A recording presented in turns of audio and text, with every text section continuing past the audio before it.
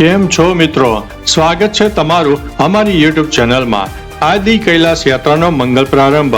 ઉત્તરાખંડના પિથોરાગઢમાં શિવ પાર્વતી મંદિરના કપાટ ખોલતા આદિ કૈલાસ યાત્રાનો ઉત્સાહભેર પ્રારંભ થયો। -1 ડિગ્રી તાપમાનમાં પ્રથમ દિવસે 200 થી વધુ શ્રદ્ધાળુઓનો જથ્થો રવાના થયો। ગાઢ ચૂલાથી શરૂ થયેલી આ યાત્રા 140 કિલોમીટરનો પ્રવાસ ખેડીને પાર્વતી સરોવર પહોંચશે। ગત વર્ષે 35,000 ભક્તોએ દર્શન કર્યા હતા। વહીવટી તંત્રએ કડકડતી ઠંડી વચ્ચે સુરક્ષા અને સ્વાસ્થ્યની તમામ વ્યવસ્થા કરી હતી। મિત્રો, અન્ય મહત્વના સમાચારની વાત કરીએ તો હોટલમાં ખાવું મોંઘું થયું। તાજેતરમાં એલપીજી સિલિન્ડરના ભાવ વધવાને કારણે હોટલમાં ખાવાનું પણ મોંઘું થયું છે, જેની અસર હવે સામાન્ય લોકોના ખિસ્સા પર પડી છે। બેંગ્લોર હોટલ એસોસિએશને નિર્ણય લીધો છે કે હવે ગ્રાહકોથી તેનો ભાવ વસૂલાશે। હોટલ એસોસિએશને કહ્યું છે કે સિલિન્ડરમાં 993 રૂપિયાનો વધારો ખૂબ જ મોટો છે, જેથી ખાવાનું પણ મોંઘું થશે। વધુમાં તેમણે કહ્યું છે કે હોટલ એસોસિએશને દરેક હોટલ માલિકોને નિર્ધારિત ભાવ વધારવાની મંજૂરી આપી દીધી છે। અન્ય મહત્વના સમાચારની વાત કરીએ તો આમ આદમી પાર્ટીને વધુ એક ફટકો। ગુજરાતના રાજકારણમાં આમ આદમી પાર્ટીને વધુ એક ફટકો લાગ્યો છે। પાનેલી 2 તાલુકા પંચાયતના આપના વિજેતા ઉમેદવાર ચંદુભાઈ જાદવ સત્તાવાર રીતે ભાજપમાં જોડાઈ ગયા છે। આ પક્ષ પલટાને કારણે સ્થાનિક સંગઠનમાં ગરમાવો જોવા મળ્યો છે। આ પક્ષ પલટાથી આપમાં મોટું ગાબડું પડ્યું છે। વધુમાં ચંદુભાઈએ જણાવ્યું કે હું જ્યાં હતો ત્યાં પાછો ઠેકાણે આવી ગયો છું। અન્ય મહત્વના સમાચારની વાત કરીએ તો ગરમીથી મળશે છુટકારો। અંબાલાલ પટેલે કાળઝાળ ગરમીમાં ઠંડક આપે તેવી આગાહી વ્યક્ત કરી છે। આગામી 5 થી 8 મે દરમિયાન રાજ્યના વિવિધ ભાગોમાં વાતાવરણમાં અચાનક પલટો આવશે। આ સમયગાળા દરમિયાન પવનની ગતિ 40 થી 60 કિલોમીટર પ્રતિ કલાકની રહેવાની શક્યતા છે, જે ધૂળના વાવાઝોડા અને કરા સાથે વરસાદ લાવી શકે છે। ભારે ગરમી વચ્ચે વરસાદની આગાહી કરતા લોકોને ગરમીથી આંશિક રાહત મળશે। જો કે માવઠાની આગાહી કરતા ખેડૂતોમાં ચિંતાના વંટોળ ફેલાઈ ગયો છે। અન્ય મહત્વના સમાચારની વાત કરીએ તો પેટ્રોલ ડીઝલના ભાવમાં થઈ શકે છે 4 રૂપિયાનો વધારો। ગેસ બાદ વધુ એક ઝટકો પડી શકે છે। ગેસ બાદ હવે પેટ્રોલના ભાવમાં ભાવ વધવાની પ્રબળ શક્યતાઓ જોવા મળી રહી છે। સરકારી સૂત્રોના જણાવ્યા મુજબ પેટ્રોલ ડીઝલના ભાવમાં પ્રતિ લીટર 4 થી 5 રૂપિયાનો વધારો થઈ શકે છે, કારણ કે તેલ કંપનીઓ નુકસાન કરી રહી છે। યુદ્ધના કારણે તેલ કંપનીઓ લાંબા સમયથી તેમના નુકસાનને પહોંચી વળવા ભાવ વધારા માટે દબાણ કરી રહી છે। ભાવ બાબતે સરકારે કોઈ જાહેરાત કરી નથી। અન્ય મહત્વના સમાચારની વાત કરીએ તો અંબાજીમાં પશુ બલિ પ્રથાનો અંત।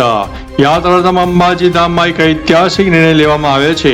અંબાજી પથકમાં વસતા આદિવાસી લોકોએ હવે પશુ બલિ પ્રથાનો સંપૂર્ણ અંત લાવવાનો નિર્ણય કર્યો છે, જે બાદ હવે આદિવાસી લોકો માતાજીના પ્રસાદ રૂપે શ્રીફળ, ચુંદડી અને સુખડી ચડાવશે।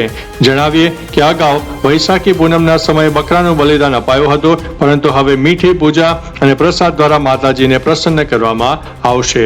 મિત્રો, અન્ય મહત્વના સમાચારની વાત કરીએ તો ધોરણ 10 અને 12ના પરિણામોની તારીખ જાહેર કરવામાં આવી છે।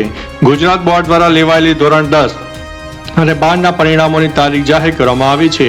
ધોરણ 12નું પરિણામ 4 મેના રોજ આવશે અને ધોરણ 10નું પરિણામ 6 મેના રોજ આવશે, જ્યારે ગુજટેકનું પરિણામ 4 મેના રોજ જાહેર કરવામાં આવશે।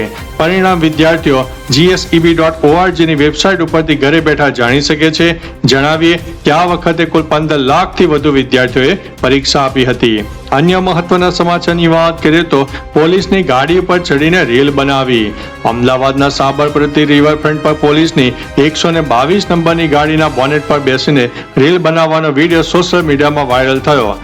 તું ખીચ મેરી ફોટો ગીત સાથે બનેલો આ વિડીયો પૂર્વ રિવરફ્રન્ટ વિસ્તારનો હોવાનું મનાય છે। સરકારી વાહનનો દુરુપયોગ થતા પોલીસની કામગીરી સામે સવાલો ઊભા થયા છે। રિવરફ્રન્ટ ઈસ્ટ પોલીસ સ્ટેશનના પીઆઈએ વિડીયોની સત્યતા અને ગાડી નંબરની તપાસ શરૂ કરી છે। અન્ય મહત્વના સમાચારની વાત કરીએ તો ગુજરાતમાંથી કટ્ટરપંથી ઝડપાયો છે। કચ્છના ભુજ તાલુકાના લોડાઈ ગામમાંથી રાષ્ટ્ર વિરોધી પ્રવૃત્તિ કરનારા શખ્સની એસઓજીએ ધરપકડ કરી છે।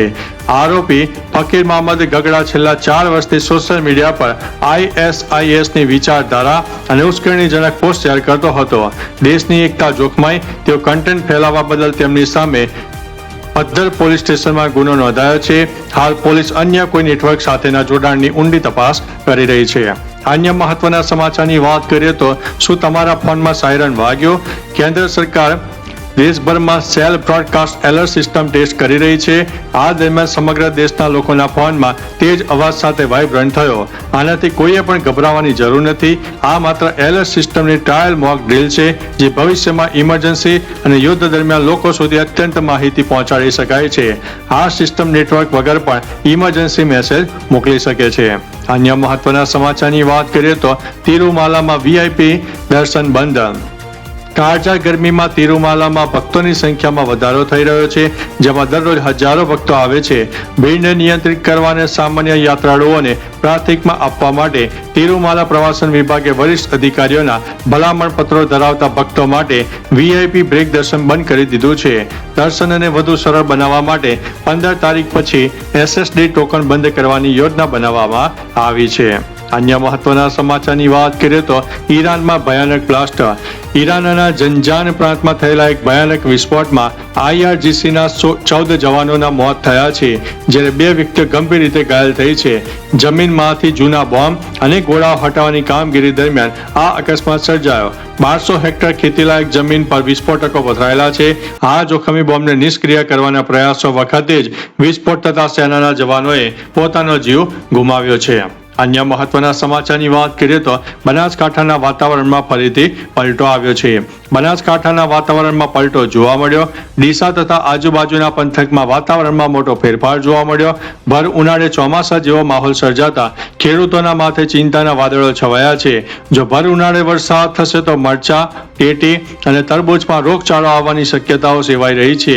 જે હવામાન વિભાગે આગામી 5 દિવસ સુધી ગરમીથી આંશિક રાહત મળવાની આગાહી પણ વ્યક્ત કરી છે. અન્ય મહત્વના સમાચારની વાત કરીએ તો અમેરિકાએ જર્મનીથી 5000 સૈનિકો પાછા બોલાવ્યા. ડોનાલ્ડ ટ્રમ્પે જર્મનીથી 5000 સૈનિકો પાછા ખેંચવાનો આદેશ આપીને નાટો સાથીઓ વચ્ચે તિરાડ ઊભી કરી છે. જર્મન ચાન્સેલર ફ્રેડરિક મેર્ઝ સાથેના વિવાદ બાદ આ કડક નિર્ણય લેવાયો છે. ટ્રમ્પે જર્મનીની ઉર્જા અને ઘૂસણખોરીની સમસ્યાઓ પર આકરી ટીકા વ્યક્ત કરી. હોર્મુઝ સ્ટ્રેટ બંધ થવાથી સર્જાયેલા વૈશ્વિક ઓઇલ સંકટ અને યુક્રેન યુદ્ધના મુદ્દે બંને દેશો વચ્ચેના સંબંધો વણસ્યા છે. આ વ્યૂહાત્મક ફેરફારથી વૈશ્વિક સમીકરણો બદલાશે. અન્ય મહત્વના સમાચારની વાત કરીએ તો ફરી પાછા ભયંકર યુદ્ધના ભણકારા. અમેરિકાના રાષ્ટ્રપતિ ટ્રમ્પે ઈરાન અને પરમાણુ શસ્ત્રો બનાવતા રોકવા માટે કડક વલણ અપનાવ્યું છે. અહેવાલો મુજબ અમેરિકા પ્રથમ વખત ઈરાન વિરુદ્ધ હાઇપરસોનિક મિસાઇલનો ઉપયોગ કરી શકે છે. ટ્રમ્પને આ શક્તિશાળી હુમલાના વિકલ્પો વિશે માહિતગાર કર્યા છે. જો ટ્રમ્પ મંજૂરી આપશે તો ઈરાન પર ચોકસાઈપૂર્વક અને અત્યંત વિનાશક હુમલો થઈ શકે છે. ફરી એકવાર યુદ્ધ જેવી ગંભીર પરિસ્થિતિ સર્જાય છે. અન્ય મહત્વના સમાચારની વાત કરીએ તો સુરતમાં SBI લૂંટમાં મોટી સફળતા મળી છે. સુરતની SBI બેંકમાં 50 લાખની લૂંટના કેસમાં પોલીસને મહત્વની કડીઓ મળી છે. 7 લૂંટારુઓ ઉધના વિસ્તારમાં 1 મહિનાથી ભાડે રહેતા હતા અને 17 દિવસ સુધી બેંકની રેકી કરી. હાઈટેક ટેકનોલોજી દ્વારા CCTV ફૂટેજમાંથી સ્પષ્ટ ફોટા મેળવીને તપાસ તેજ કરાઈ છે. ક્રાઇમ બ્રાન્ચની ટીમો round the clock search operation ચલાવી રહી છે. આ ટોળકી ઉત્તર ભારતની હોવાની શંકાએ અન્ય રાજ્યોની પોલીસની મદદ પણ લેવાઈ છે. અન્ય મહત્વના સમાચારની વાત કરીએ તો 14 થી 16 મે વચ્ચે પહોંચશે ચોમાસું. ભીષણ ગરમી વચ્ચે રાહતના સમાચાર છે. ઉત્તર ભારતનું તાપમાન ઘટતા લોકોને ઠંડકનો અનુભવ થશે, જ્યારે પૂર્વી ભારતમાં સતત વરસાદની સંભાવના રહેલી છે. હવામાન વિભાગના જણાવ્યા અનુસાર 14 થી 16 મે વચ્ચે આંદામાન નિકોબાર ટાપુઓ પર ચોમાસું દસ્તક દેશે. જો કે મહિનાના અંતમાં ફરીથી ગરમી વધવાની શક્યતા છે. આ વર્ષે મે માસમાં વરસાદી માહોલ અને ગરમી વચ્ચે મિશ્ર ઋતુ જોવા મળશે, જે ખેડૂતો માટે મહત્વપૂર્ણ સાબિત થશે. અન્ય મહત્વના સમાચારની વાત કરીએ તો મોટા સમાચાર, ઈરાનનું મોટું એલાન. અમેરિકા સાથે વધતા તણાવ વચ્ચે ઈરાને હોર્મુઝમાં નવા નિયમો શેર કર્યા છે. ઈરાને જણાવ્યું છે કે હવે 2000 કિલોમીટરના દરિયાકાંઠા પર તેમનું સીધું પ્રભુત્વ રહેશે. આ વ્યૂહાત્મક માર્ગ પર ઈરાન પોતાની શરતો મુજબ જહાજોની અવરજવરનું સંચાલન કરશે. આ નિર્ણયથી આંતરરાષ્ટ્રીય જળસીમામાં સુરક્ષા અને તેલના વેપાર પર મોટી અસર પડવાની શક્યતા છે.